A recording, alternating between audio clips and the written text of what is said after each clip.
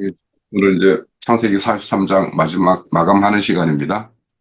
오늘 우리가 다룰 내용은 요셉이 청지기 이들에게 자신의 집으로 이렇게 형제들을 인도해서 그래서 함께 음식을 먹기 위한 그런 어떤 내용들입니다.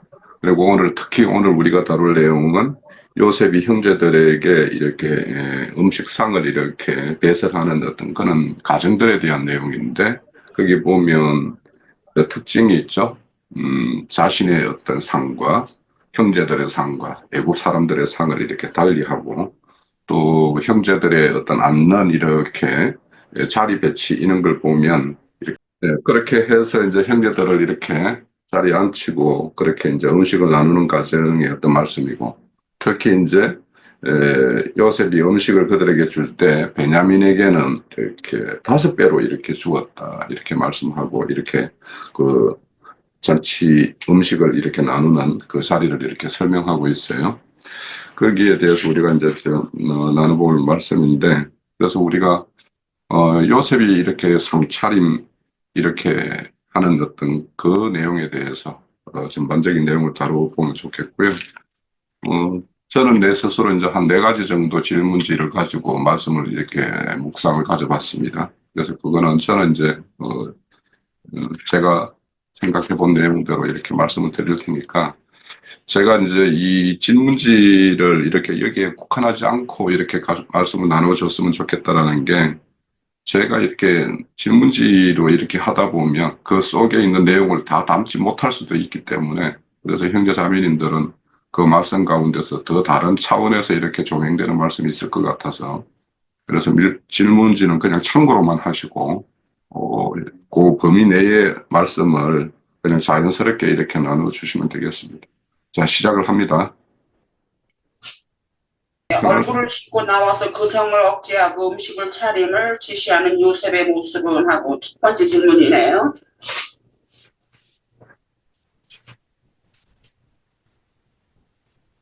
저는 이것을 어떻게 봤냐면은 이제 요셉은 이제 인자 예수님을 우리가 상징하는 거를 이제 잘 아니까 인자 예수님께서 제자들과 헤어져야 하는 때가 되심을 아시고 겟세마네에서 애절하게 아버지께 간구를 하셨으면서도 제자들과의 그 정을 억제하시고 아버지의 의에 대하여 순종이 제물이 되신 주님의 모습이라 그렇게 생각을 해봤습니다.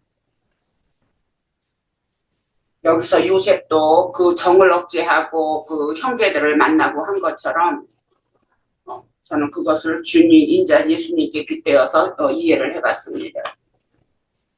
그리고 이제 나번의 질문은 요셉에게 예물을 드리고 절하는 것과 아버지에 대한 물음에 평안한 생존을 고하는 모습.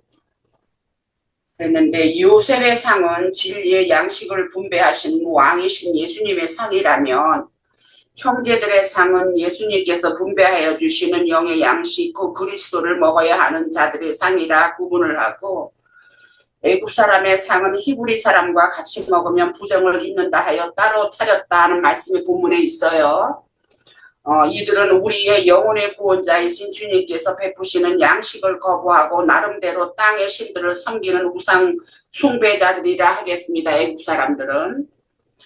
그래서 하나님께서는 모세를 통하여도 말씀하셨고 또한 유전으로도 히브리 사람 곧 이스라엘 사람들에게는 애굽 땅의 풍속을 따르지 말며 가나안 땅의 풍속과 규례도 말고 내 법도를 따르고 내 규례를 지켜 그대로 행하라 하는 말씀이 율법이 나오기 전에는 유전으로 전해졌을 것이고 그것이 율법에도 있는 것으로 알아요.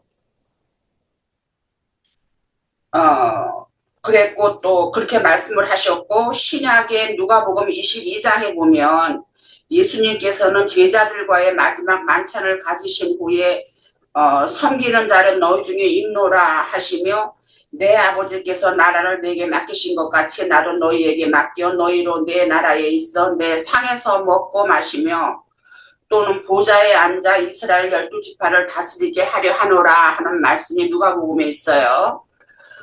그래서 그 말씀대로 오늘 이 시대에 우리에게 베푸시는 주님의 상에서 먹고 마시는 이 특권을 소중하게 여겨 영원토록 주님의 영광을 함께 누리는 안식에 들어가기를 소망하고, 섬기는 자로 우리 중에 계시는 주님께 감사함과 그의 권능으로 말미암아 온전함을 이루는 우리 모두가 되기를 주님께 의뢰합니다.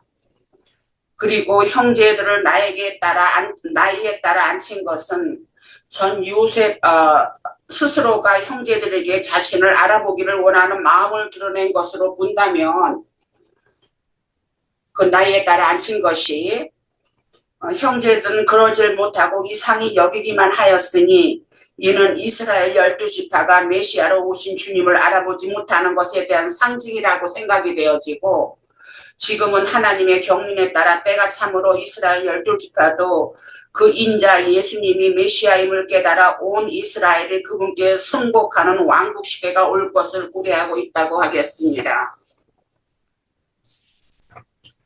그리고 다번에 질문은, 애굽 사람은 히브리 사람과 같이 먹는 일을 부정하다고 생각하고 꺼리는 이유는, 그랬는데, 애굽 사람들은 나일강의 삼각주로 말미암아 농작물이 풍부하므로 목축을 대대로 하는 히브리인들을 가증히 여김으로 부정을 입는다라고 여겼던 것으로 성경은 말해주고 있어요. 그 예로 출애기도 8장 마지막 단락에 보면 하나님께서 바로에게 이스라엘 백성을 보낼 것을 명령하시지만 듣지 아니함으로 파리 때에 재앙을 보내신 때인데, 여기에서도 바로는 이 땅 애굽 왕에게 하나님께 제사를 드리라 하니 모세가 하는 말로써 그리함은 부당하나이다. 우리가 우리 하나님 여호와께 제사를 드리는 것을 애굽 사람이 싫어하는 바인즉, 우리가 만일 애굽 사람의 목전에서 제사를 드리면 그들이 그것을 미워하여 우리를 돌로 치지 아니하리까라고 말을 합니다. 그래서 우린 부정하게 여기는 이유로 이해를 할 수 있다고 생각할 수가 있죠. 아까 그 한 말에 대해서 성경에서 이렇게 보여주고 있는 것으로 이해를 했습니다. 그리고 라본에는 요셉이 자기 음식을 나누어 주는 것과 베냐민에게 다른 사람보다 5배나 주는 의미는, 요셉이 자기 음식을 나누어 주는 것은 주님께서 당신이 메시아이심을 나타내시는 영적인 진리의 양식이라 이해를 하고, 베냐민에게 5배를 준 것은 율법에 속한 형들 곧 이스라엘 12지파지요. 그리고 영적인 진리의 양식이라고 하는 것은 곧 레마의 말씀이라고 생각을 했고요. 그랬는데 이제 그 양식을 5배를 준 것은 율법에 속한 형들, 곧 말하자면은 이제 이스라엘 12지파를 상징을 하는 것인데, 속한 형들을 도와서 영적인 진리를 깨우쳐 주므로 그리스도 예수를 알게 하는 사명을 해야 하므로, 당연히 교회 시대에서 왕국 시대를 잇는 신약의 이기는 자들, 그 베냐민으로 상징되는 이기는 자들을 그리스도가 충만한 영의 양식이 풍족하여야 하기 때문이라고 이해를 합니다. 네, 여기까지 하겠습니다. 네. 예, 저는 그 요셉의 상과 따로 먹는 것 그 부분만 좀 한번 생각나는 대로 말씀드려보고 싶습니다. 그 상을 따로 차린다. 그리고 이제 또 다본에서 이 부정하다고 여기는 것에 대해서 누가복음 16장에 부자 거지 나사로의 그 상황을 보면, 그 부자가 이제 상에서 이 떨어뜨린 그 부스럭지가 있죠. 그리고 또 수르보니게 여인이 자기 귀신 들린 딸을 고쳐달라고 할 때 예수님께서 자녀의 떡을 취하여 개에게 어떻게 주겠냐. 그러니까는 그때 하는 말이, 개도 주인의 상에서 떨어지는 이 부스럭지를 먹는다. 이렇게 거기서도 나옵니다. 그러면 그 자녀에게 준 떡을 먹었는데 유대인들은 이 진리의 말씀을 알아듣고 또는 이 거룩해지지 못했고, 한 그 모습을 볼 수 있지 않나 싶어요. 그러면 여기서, 그러면 이 부자가 그, 이 상에서 떨어뜨렸다 그랬는데 저는 이 번역이 제가 뭐 이 부분을 이렇게 막 찾아보고 그러진 않았지만 이 번역이 이거 버렸다, 아이고, 이거 먹을 수 없는 거네 하고 버렸다고 저는 이렇게, 그려져요. 뭐, 이 그림이. 그러고 그것은 자기가, 베드로가, 그 환상 중에서, 하나님께서, 잡아먹으라고 하는 이 환상이 있을 때, 내가 언제 이런 거를 내 입에서, 넣은 적이 있습니까? 하고 이렇게 말합니다. 그러니까 그런 것들은 뭐냐면 자기들이 부정하게 여기는 것이 있고 또 이 율법에 허락한 거룩한 것이 있다고 이렇게 이제 그들은 인식을 하고 있죠. 그래서 그거는 율법 조문으로서 이 보는 그런 그 관점이라고 이렇게 보여요. 그런데 이제 표상적으로도 우리가 저는 이제 가끔 가다가 절에도 가고, 무당집에서도 가서 밥을 먹을 때가 있어요. 근데 별로 먹고 싶지 않아요. 그러면 그들이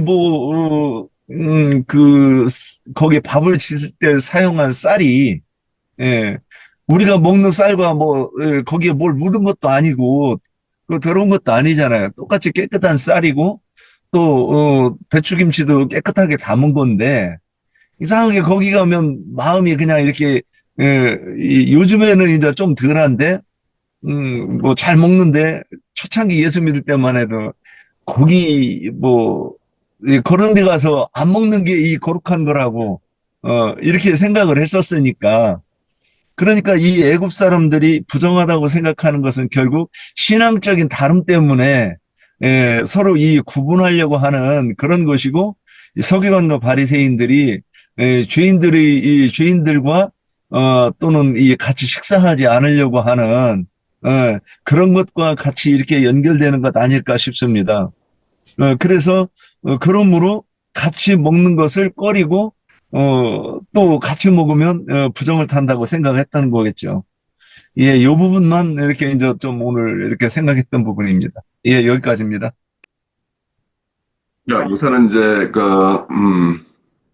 요셉이 이제 형제들을 만나서 참 이런 자리를 얼마나 갖기를 원했을까 하는 생각을 먼저 이제 하게 돼요. 어, 요셉이 이제 팔려갈 때, 처음에는 이제 그 땅에 묻으려고 할 때, 그때는 형제들에 대한 어떤, 두려움이 가장 컸을 것 같고, 이렇게 형제들에 의해서 이제 팔려갈 때는 이제 그 원망, 이런 것들이 이제 쌓여 있었겠죠. 그렇지만 이제 아버지와 베냐민 같은 경우에는 이제 집에 있었을 것이니까, 그들에 대해서는 이제, 다른 어떤 특별한 감정, 그리움, 뭐 이런 것들도 있겠죠. 그런데 이제 여기에서 거정을 억제하고라는 것은 이제 뭐 여러 가지의 어떤 의미가 있을 것 같아요. 그러니까 자기가 이렇게 꿈에도 그리던 어떤 그런 일들이 이제 자기 앞에 이렇게 펼쳐진 것, 이런 거에 대한 것. 그래서 지난주 우리가 다루었을 때 자신이 하나님으로부터 얼마나 어떤 보호와 지킴을 받았는가 하는 것에 대한 감사와 이제는 자기가 형제들을 오히려 이제 지키고 보호할 수 있는 어떤 이치에 이르게 하신 그 하나님에 대한 어떤 그런 또 감정도 있을 것 같아요.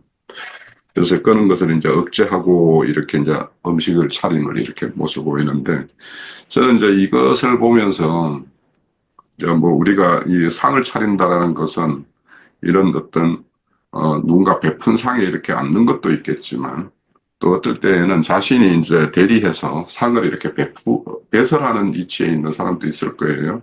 예를 들면 이제 우리 장로 형제님 같은 경우에는 이렇게 하나님의 어떤 대언자로서 이렇게 뭔가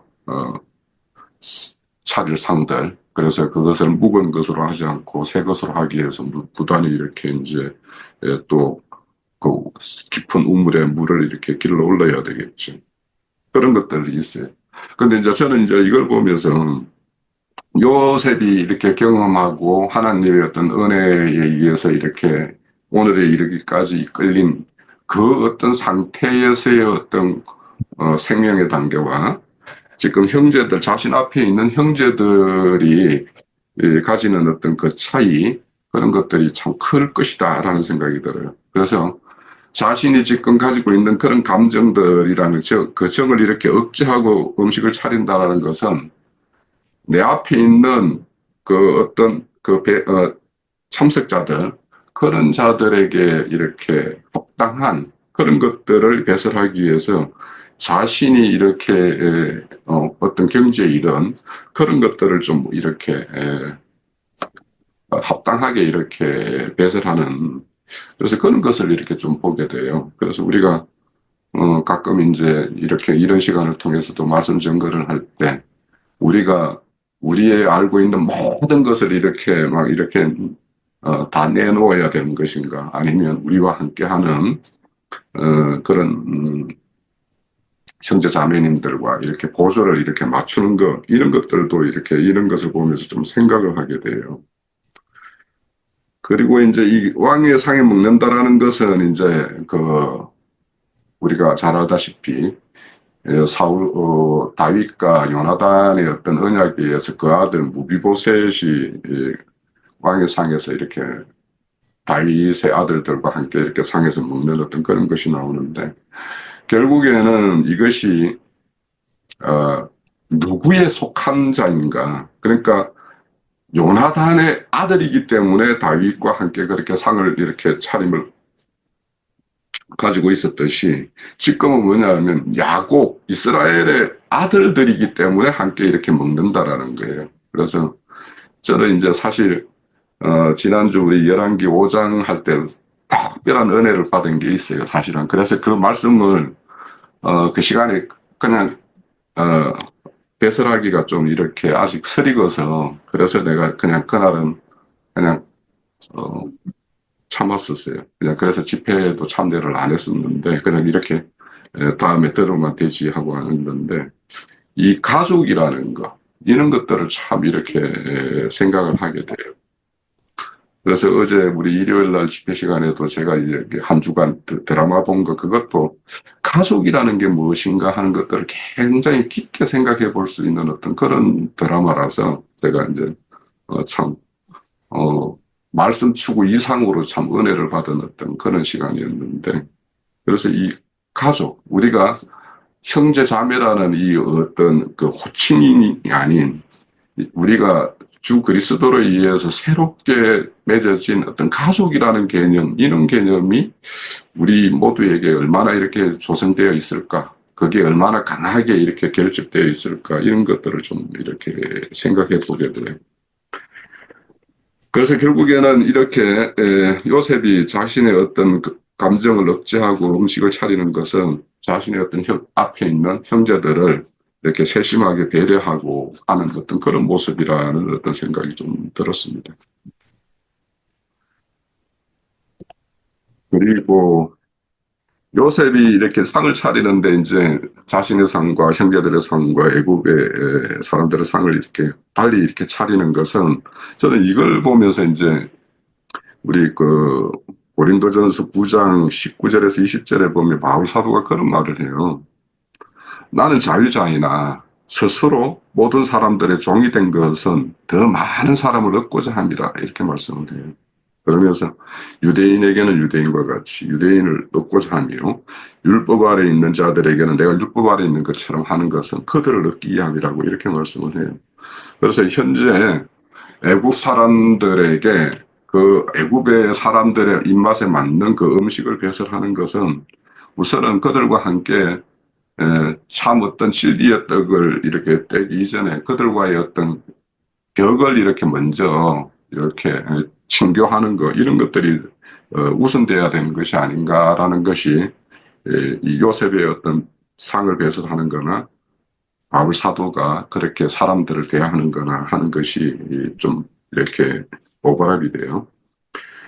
그리고 이제 형제들의 어떤 차세에 따라서 이렇게 음식을 이렇게 앉는 어떤 모습은 왕의 상에 앉는다고 해서 똑같은 자리가 아니다라는 것도 우리에게 보여주는 것이다라는 생각이 들어요. 결국에는 우리 이제 뭐 계시록 4장에 보면 24장로가 이렇게 쭉 이렇게 어린 양의 어떤 보좌에 이렇게 둘러 있는 것을 보는데 그 24장로가 똑같겠느냐라는 생각이 드는 거죠. 그래서 그런 것들도 결국에는 왕의 상에는 그런 어떤 그 충성됨에 따라서 충성된 어떤 그렇게 하는 거에 따라서 이렇게 자리가 이렇게 배설되는 것을 보여주는 것이 아닌가 이런 생각이 들고 또 이제 이거는 것들을 보면은 결국에는 이제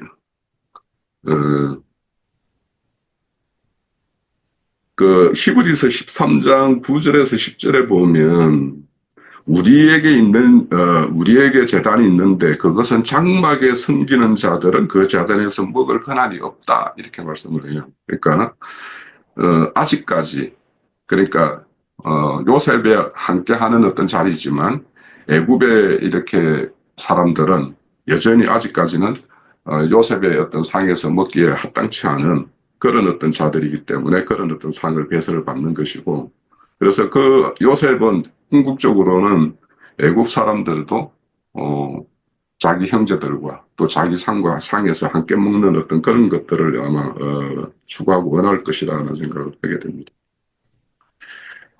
그래서 우리가 말씀에는 항상 이렇게 보면 그들의 반석이 있고 우리의 반석이 있다라는 말이 있고 그들의 제단이 있고 우리의 제단이 따로 있다라는 말씀이 있고 또 하늘의 성소를 이렇게 딱 분리 이렇게 말씀을 하고 또 하늘의 어떤 도성도 이렇게 분리하는 것이 있기 때문에 그래서 어찌 보면 어떤 신앙의 단계에 따라서 그런 어떤 먹는 음식에 또 상차림의 어떤 그런 것들이 이렇게 차등되고 구별되고 하는 것들을 이렇게 볼 수 있겠다 싶습니다. 그리고 이제 애국 사람들이 히브리인들과 이렇게 먹는 것을 부정하게 여기는 것은 실질적으로 뭐 히브리인들도 또 애굽인들하고 이렇게 같이 함께 먹는 것을 그렇게 뭐 기뻐했을까 싶기는 해요. 그런데 이제 우리가 생명의 어떤 분량이 자라면 그 어떤 먹는 음식 가지고는 이렇게 구별하지 않죠. 그래서 이제 그 고린도 교회에 보면은 뭐 제사상에 오른 것을 먹네 마네 뭐 이런 걸로 논쟁이 일어나고 하는 것인데 그런데 거기에 보면 하나님이 모든 것을 낸 것이니 그것을 감사로 이렇게 받으면 다 이렇게 족한 것이다라고 이렇게 말씀을 해요. 그래서 이제 이런 것들도 궁극적으로는 최종적으로는 그런 어떤 뛰어넘어야 될 어떤 그런 단계들을 이렇게 보여주는 것이라는 생각을 하게 되고 우선은 이제 이렇게 함께 음식을 먹는다라는 것은 결국에는 이제 성경에서는 이제 다른 데는 그 교제 이런 것들을 이제 말하는 것이고 어떤 서로의 어떤 정신세계를 이렇게 함께 나누는 것이기 때문에 서로 이제 이게 뭐 상통되는 것이 아니면 서로 이렇게 끌림이 되겠죠. 그래서 이제 결국에는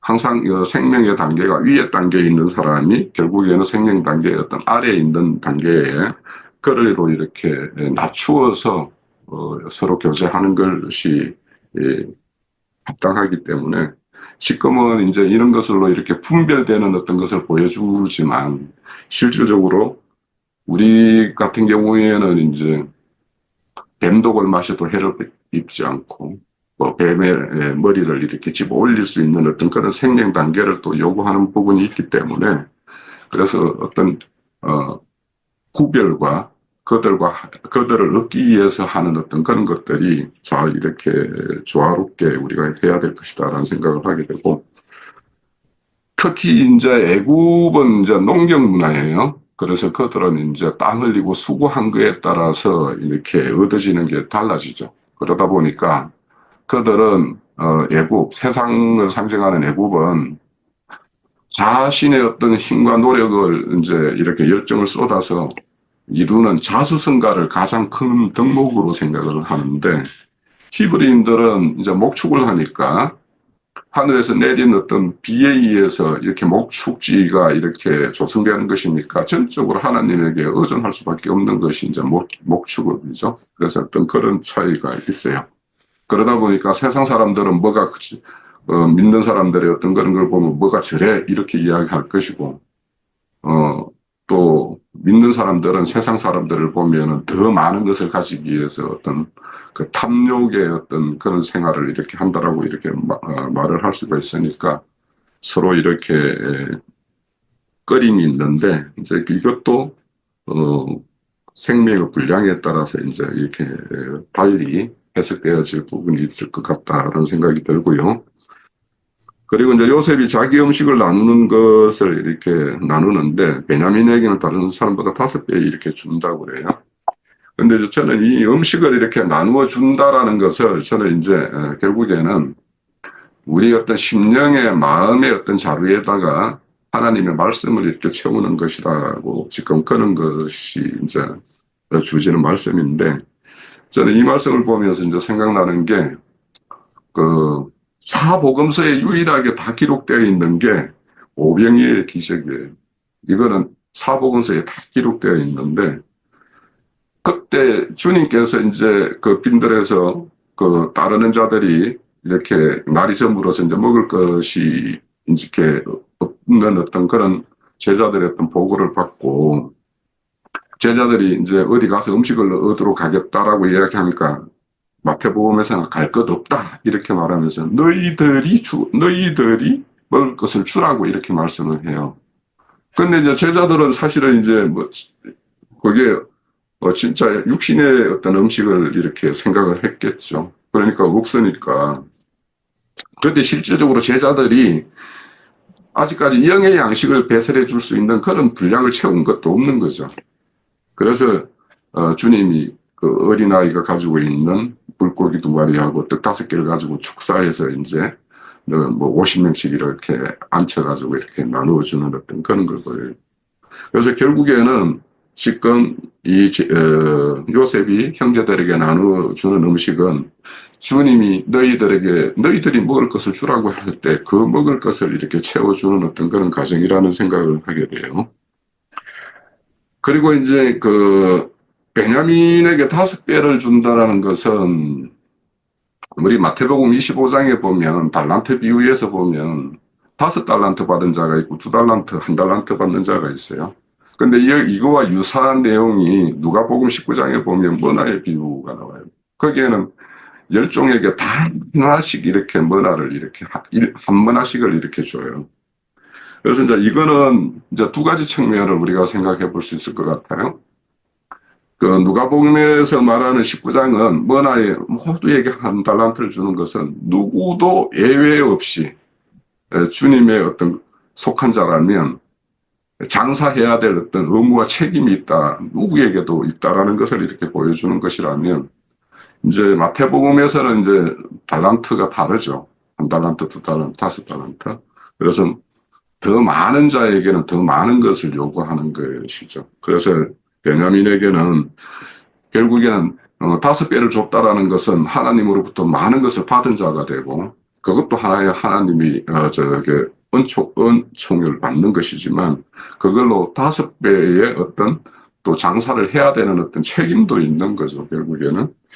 그래서 이제 뭐 베냐민 같은 경우에는 우리가 앞서서도 이방 땅에 보낼 어떤 바울 사도를 이렇게 상징되는 그래서 뭐 삼층천에도 가본 어떤 그런 바울 사도라고 자신을 이렇게 말을 하는데 그만큼 많은 것을 보고 많은 것을 이렇게 많은 것을 본 만큼 많은 것으로 이렇게 사역을 했죠.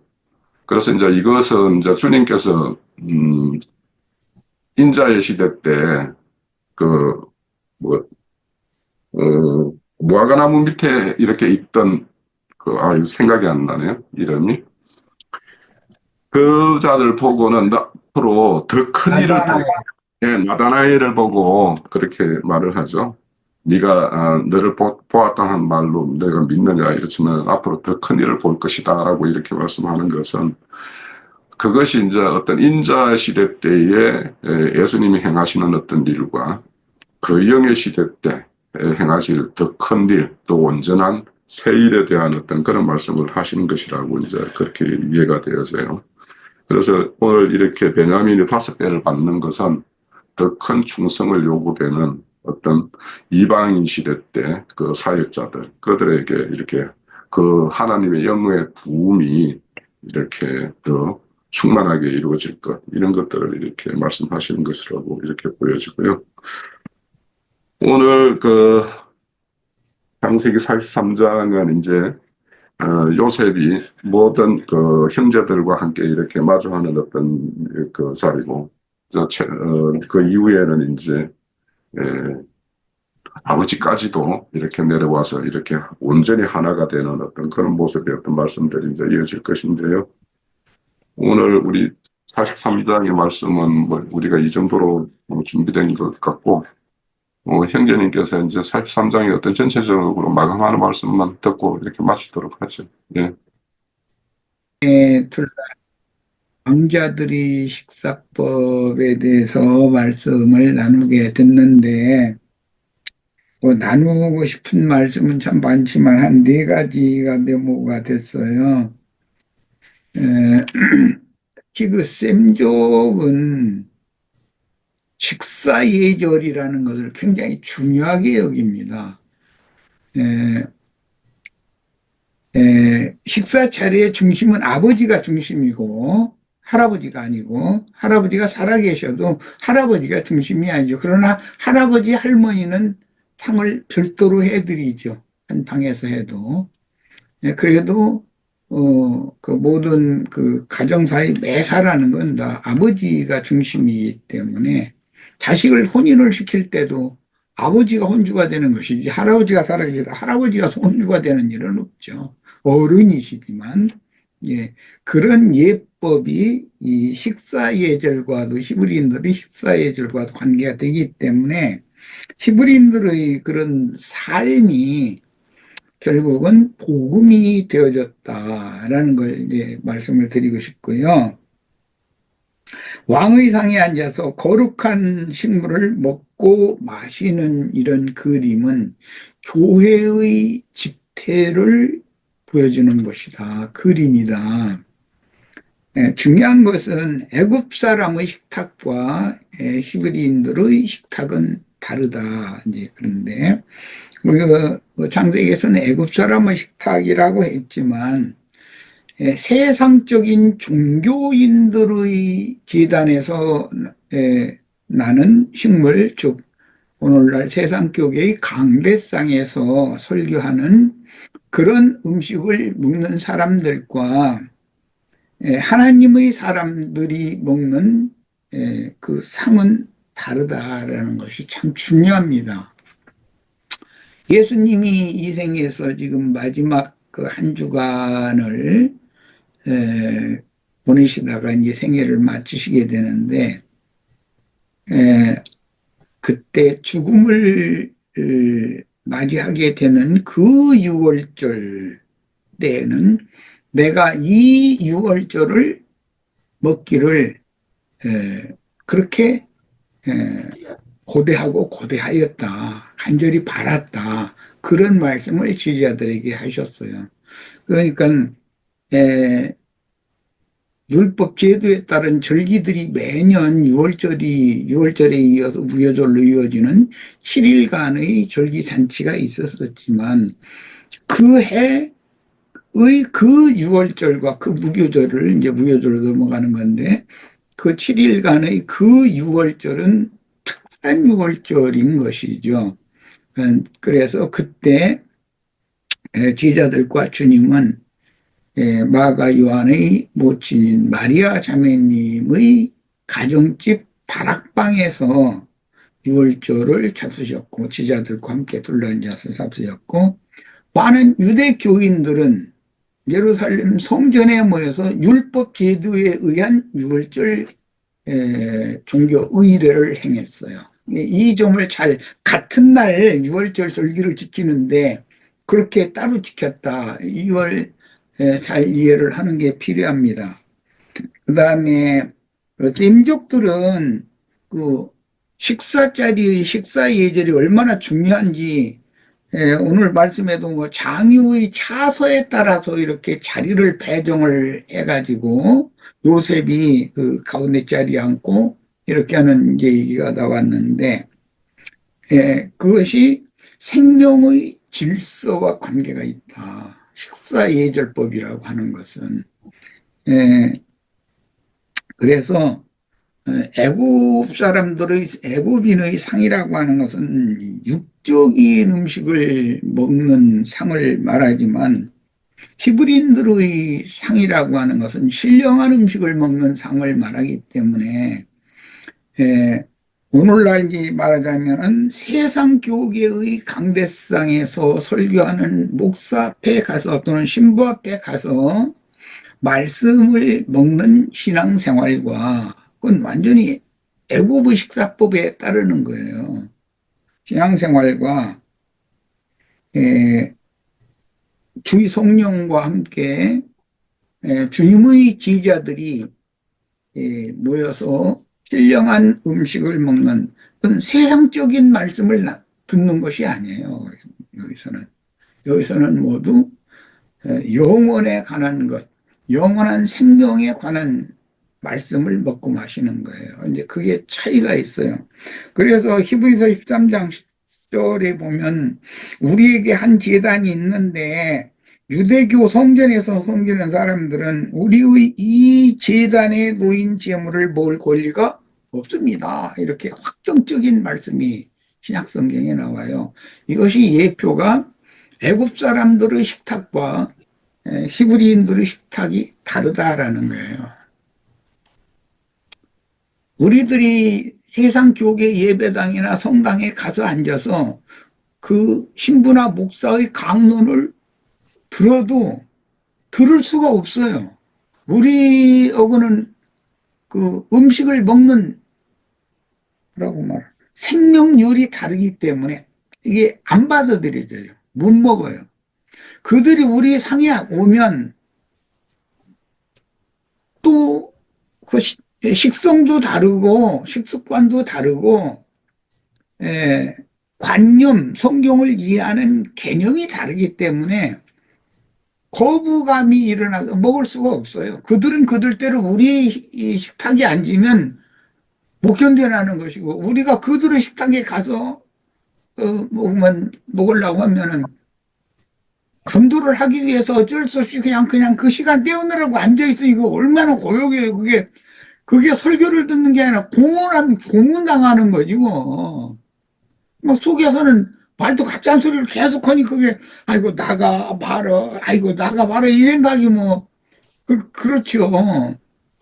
거기 내가 여기 앉아있는 게 지금 뭐 하는 거지. 그렇다고 내가 이 사람들 말 들어준다고 내가 이 목사나 뭐 여기 앉은 사람들한테 내가 하고 싶은 얘기 이렇게 내놨다가는 당장 이상한 눈으로 보면서 멀리하기 마련일 텐데 그런 걸 다 감안을 해가면서 예배당 작년이든가 재작년인가 내가 우리 집 앞에 있는 이 예배당을 몇 달을 다녀봤어요. 그런데 정말 숨막혀 아주. 이런 걸 가르침 받겠다고 그렇게 열심을 내고 여기 온다는 게 그냥 내가 그 앉아있는 사람들이나 거기서 막 성가대 한다고 아이들 나와서 뭐 망에 춤추고 율동하고 막 하는 거 이런 거 보여주고 박수 쳐주고 막 하는 거 그런 걸 보면서 그걸 한두 번 해야 되는데 매번 그렇게 하니까 야 이게 정말 너무 심하다 생각이 되고 그래요. 이게 주님의 상에 앉아서 신령한 양식을 먹을 사람들은 그 왜 그러느냐. 짐승은 짐승의 음식을 먹여야 되는 거고 짐승우리에서 굴러야 되는 거예요. 그러니까 나는 예배당에 다니다가 어쩔 수 없이 내가 이 더러운 짐승우리에서 사람 몇 사람이라도 좀 깨끗한 곳으로 나가서 존재해서 살자고 데리러 온 입장에 그냥 그걸 막 억지로 삼고 그 시간들을 때우는데 굉장히 힘들었어요. 아주. 그랬다가 나중에 뭐 책잠에 꽂 이렇게 돌렸더니 당장 난리 벼락이 나가지고 다음부터 오시지 말아달라고 막 이러고 이제 난리가 나서 알았다고 그러네도 여기 와야 나 아무 소득이 없을 것 같아서 얼마 별로 없었다고 하고서 이제 이렇게 마무리를 하고 말았는데 나에게 그때도 어떤 지혜도 좀 주시고 그래서 그 사람을 한두 명이라도 좀 얻었으면 힘이 생겼을 텐데 힘 쭉 빠져가지고 나와가지고 생각해보니 내가 우리 지체들한테 전도하라고 졸라대는 것도 나도 묻어는 전도를 우리 지체들 보고 전도하라고 졸라대는 게 좀 미안하기도 하고 온 점도 있지만 나보다는 우리 지체들은 전도를 더 지혜롭게 잘 하시기를 바라요. 예, 주님과 주님의 지휘자들이 생명 양식을 먹고 생명수를 마시는 그 집회와 유대교인들이 종교 의례에 따라서 사람 손으로 지은 그런 회당이나 성전에 모여서 율법 제물을 먹고 마시는 그런 모임이 어떤 차이가 있는가에 대해서 오늘 우리 형제 자매들 좀 깊은 이해가 있기를 바라고, 특히 그 베냐민에게는 뭐 밥도 뭐 그 한 상에서 먹는데 뭐 다섯 배를 줬다 그렇게 나오고 옷도 다섯 벌 줬다 그러고 이제 그런 얘기가 나오는데, 우리 형제 자매님들이 주의 성령께 바울 형제님이나 요한 형제님이나 이런 그런 큰 일을 하셨던 형제님들처럼 다섯 몫의 그 식사도 분배받고 옷도 길냥식도 다섯 배 받고 옷도 다섯 벌 받고 이런 축복이 다 있기를 바랍니다. 어떤 말씀을 나눠도 우리는 전도를 하고 사람들을 설득하고 하는 것이 목적이지 누구와 다투려는 것이 목적은 아니기 때문에 어차피 내가 굽히고 내가 지고 들어가야지 나의 것을 막 이렇게 세우고 그 사람들 걸 틀렸다고 그러고 이렇게 해가지고는 그 사람들과 대화도 안 되고 전도를 할 수가 없어요. 예수님도 그래서 얼마나 힘드셨을까, 사도들이 또 얼마나 힘드셨을까, 이제 이런 걸 아무것도 아닌 나도 그렇게 힘든데 그분들을 대해서 좋게 좋게 하려고 해도 그게 안 돼요. 그럼 매사가 상 놓는 방식부터 시작해서, 조부가 왕궁에서 예를 들어서 그 상왕이 계시고 예를 들어서 태후가 계시면 그 윗 어른들은 겸상을 따로 해드리고 이제 왕과 왕자들의 상은 따로 하고 황후와 그 비빈들의 이제 상은 따로 하고, 그다음에 뭐 종들은 그 뭐 왕의 자리에 앉는 것이 아니니까 자기네들끼리 이제 뭐 음식을 따로 차려서 먹어야 되고 이제 그러는데, 그런 식사 예법이라고 하는 건 히브리인들의 삶이거든 그게. 그런데 그런 예법이 복음이다. 교회 생활을, 모임 생활을, 집회를 어떻게 할 것인가를 보여주는 그림이라는 거죠. 이런 걸 통해서 우리들이 좀 뭔가 지금 현재 우리들이 실행하는 일은 실행해서 뭔가 부족한 것이 있으면 많은 걸 다 더 보충하고 채워서 모든 지체들이 흡족한 그런 식탁을 마련하고 그 식사에 참여할 수 있도록 꼭 그렇게 하시기를 바라고, 마지막 한 가지는 유대교인들은 율법 제도에 의한 어떤 형식 의례에 따라서 순서에 따라서 그걸 그렇게 절차적으로 그렇게 하죠. 그러나 이제 그 히브리서에 보면 저런 자들처럼 우리는 그렇게 모임을 갖지 말고 자율적인 모임을 가져야 된다는 걸 강조를 해요. 그렇기 때문에 틀에 박힌 그런 모임을 좀 이렇게 지향하고 모든 지체들이 말씀을 부지런히 읽고 추구하고 좋은 것들을 서로 내놓고 그냥 귀만 가지고 오시려고 하지 말고 진설도 좀 자유롭게 하고 하는 그런 풍성한 집회를 늘 했으면 좋겠습니다. 마칩니다.